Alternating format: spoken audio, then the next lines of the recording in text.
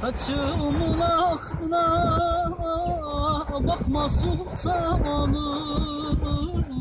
18 yaşına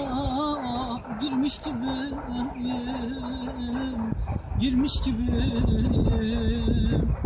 Sanki 3-5 yaşlıyım ama zincire vurulmuş aslan gibiyim.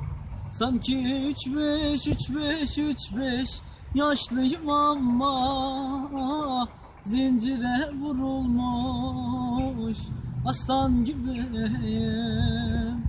Sen küçüksün sevda nedir bilmezsin, şımartmışlar seni gülüm, hatır kırarsın, gönül kırarsın.